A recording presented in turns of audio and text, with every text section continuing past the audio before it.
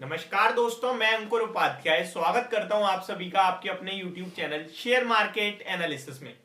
दोस्तों यहाँ पे अदानी ग्रुप जो कि पिछले 3 दिन में ऑलमोस्ट 6 लाख करोड़ का मार्केट कैप गंवा चुका है, जिसमें से आज के दिन ही लगभग लगभग 2 लाख करोड़ का मार्केट कैप गायब हो गया अदानी ग्रुप की तरफ से। सबसे ज्यादा मैं आपको बता दूं, अदानी टोटल गैस का मार्केट कैप कम हुआ है, जो कि लगभग लगभग 1.71 लाख करोड़ यानी 1,71,000 करोड़ का मार्केट कैप तो केवल अदानी टोटल गैस से कम हुआ है अदानी ग्रुप का। एंड इनके लिए प्रॉब्लम और ज्यादा बढ़ती हुई दिख रही है। मैं आप सभी के साथ कुछ बड़ी चीजें बताने जा रहा हूं जो आज के सेशन में डेवलप होती हुई दिखी हैं। आज के दिन फ्रेश प्रॉब्लम्स कहीं ना कहीं डेवलप होती हुई दिख रही हैं। सबसे पहले बात करते हैं जो ये मुद्दा है पूरा हाइडेनबर्ग की रिपोर्ट और अदानी ग्रुप के स्टॉक्स क्रैश। यहां पे हाइडेनबर्ग ने लगभग लगभग 88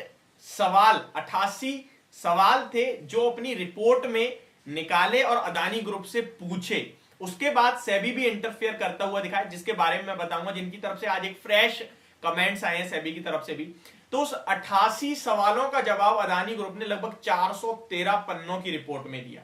यानी कि उनके 88 सवाल अदानी ग्रुप 413 पन्नों की रिपोर्ट में आंसर करते हुए दिखे। एंड उन आंसर्स के बाद हाइडेनबर्ग क्लियरली कहता हुआ दिख रहा है कि इसमें से हमारे जो 66 क्वेश्चंस थे उनका तो सिस्टमैटिकली आंसर ही नहीं दिया अदानी ग्रुप ने। यानी कि उन्होंने पूरी तरीके से उनकी जो 413 पन्नों की रिपोर्ट थी, जो आंसर था अदानी ग्रुप का हाइडेनबर्ग को, वो बेकार घोषित कर दी। उसके बाद जो सेबी अब इस मामले को डीपली एनालाइज कर रही है। हुआ क्या है, हाइडेनबर्ग ने दो बड़े केस डाले हैं।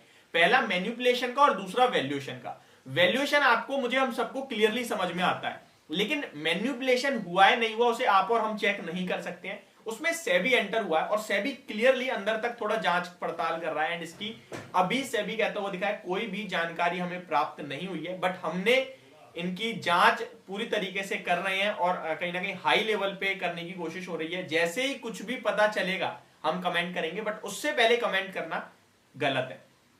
अगर कुछ भी नेगेटिव निकलता है तो ये स्टॉक एएसएम लिस्ट में आ सकते हैं एंड उसके बाद इनमें बड़ी वाली पिटाई और हो सकती है। अभी कोई भी बड़ी गिरावट नहीं हुई है, मैं आपको बता दूं।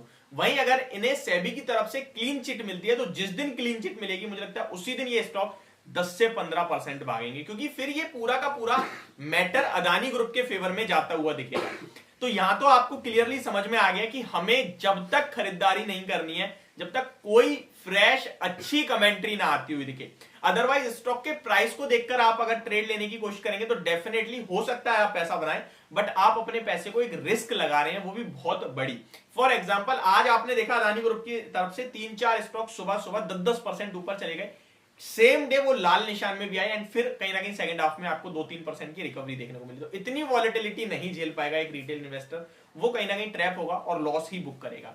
अगर यही कोई कमेंट आता, फ्रेश अच्छी खबर होती, तो ये डेफिनेटली टॉप पे बंद होने चाहिए थे स्टॉक, और कुछ नेगेटिव होता तो नीचे आ जाते। थर्ड थिंग बताऊं मैं आपको, एलआईसी जो भारत की एक जानी मानी बड़ी कंपनी है, हालांकि उसके स्टॉक ने पैसा बना के नहीं दिया इन्वेस्टर्स को, और मैं आपके साथ क्लियर कहता भी हूं वो पैसा बना के देगा भी नहीं अभी तो, क्योंकि अभी एक छोटा सा पार्ट उसका आईपीओ में आया था जिसको भरने में बहुत ज्यादा प्रॉब्लम हुई। अभी तो उसका 21% ओएफएस भी आना है। यहाँ एलआईसी क्लियरली कहता हुआ दिखा है अदानी ग्रुप ने हमें भी डेफिनेटली लॉस दिया है पिछले 3 दिन की गिरावट में, बट अभी भी हम प्रॉफिट में बैठे हैं क्योंकि हमने बहुत लोअर लेवल से खरीदे हैं। बट उन्होंने एक चीज और क्लियरली कही कि हमारा अदानी एंटरप्राइज के एफपीओ को लेकर कोई भी इंटरेस्ट नहीं है। तो ये एक बड़ा बयान है जो कि मेरे हिसाब से काफी नेगेटिव है।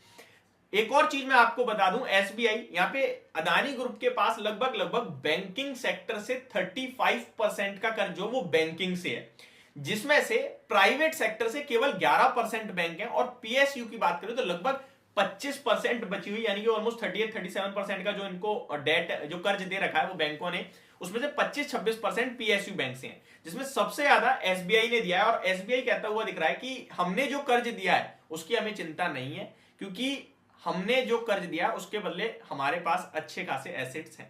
तो ये एक बड़ी कहीं ना कहीं खबर है। तो अदानी ग्रुप कहीं ना कहीं इस समय काफी बड़ी प्रॉब्लम में। मैं आपसे सिर्फ एक ही चीज कहूंगा, खरीदना तब तक नहीं है जब तक कुछ पॉजिटिव ना आ जाए, और बेचना भी तब तक नहीं है जब तक कुछ फ्रेश नेगेटिव डेवलपमेंट ना हो।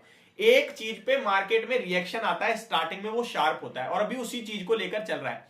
2-4 दिन या एक हफ्ते ऑलमोस्ट इस वीक को निकलने दीजिए, नेक्स्ट वीक से मैं आपको कह सकता हूं कि मार्केट इस हाइडेनबर्ग की रिपोर्ट पे रिएक्शन नहीं देंगे। अदानी ग्रुप के स्टॉक्स फ्रेश न्यूज चाहिए होगी तभी रिएक्शन देंगे। अभी स्टार्टिंग है तो वही डेली बेस पे रिपोर्ट आ रही है, उसका जवाब आ रहा है, लोगों का रिएक्शन आ रहा है, गिरावट में पैनिक सेलिंग भी हो रही है। बट इस हफ्ते के बाद अगर कुछ खराब आएगा फ्रेश तभी गिरेंगे, अदरवाइज थोड़े बहुत संभलेंगे और कुछ पॉजिटिव होएगा तो ऊपर भी जाएंगे। अदानी ग्रुप पूरी तरीके से सफाई दे रहा है, हर एक कोशिश कर रहा है, रिपोर्ट भी दे रहा है, आंसर्स भी कर रहा है, बट अभी तक कुछ भी ज्यादा अच्छा खास नहीं होता हुआ दिख रहा है अदानी ग्रुप के फेवर में।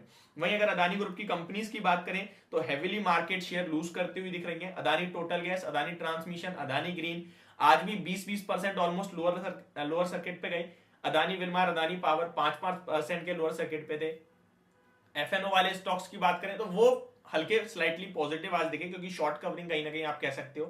तो ये ओवरऑल आज की मेरी वीडियो अदानी ग्रुप के स्टॉक्स को लेकर। होप आपको सब कुछ क्लियरली समझ में आ गया होगा। Thank you so much for watching this video. Have a great day guys.